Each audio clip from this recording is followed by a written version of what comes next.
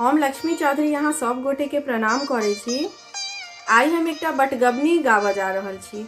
एहि बटगबनी में संग दऽ रहल छथि हमर माताजी। आशा करे छी जे गीत नीक लागत और एहि चैनल के सब्सक्राइब केला के बाद बेल बटन के प्रेस कऽ लेब ताकि जतेक तरह गीत अपलोड हेतै ओहि सबटा गीत के नोटिफिकेशन अहाँ सब गोटे लग पहुँच सके। धन्यवाद। सावन भादो में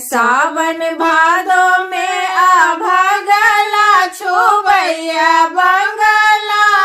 सावन भादो में आ भगला छुबैया बंगला।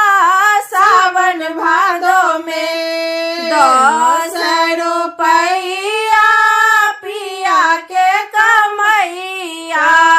10 रुपैया पिया के कमैया।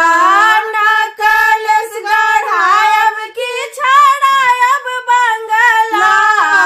है नकलस गढ़ायब की छड़ायब बंगला। सावन भादो में आ भगला छुबैया बंगला।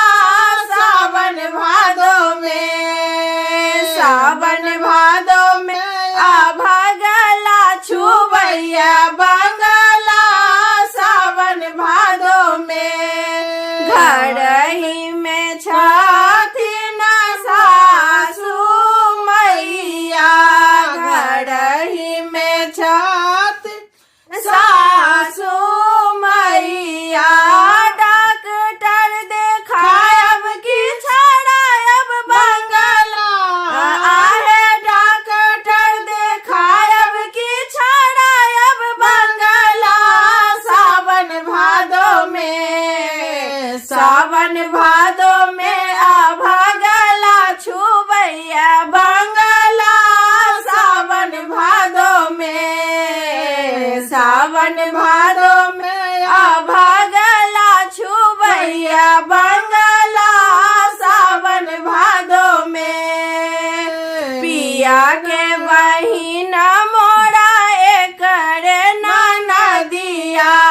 पिया के बहिन मोरा एकर ननदिया। करब बियाह की छड़ायब बंगला। है करब बियाह की छड़ायब बंगला। सावन भादो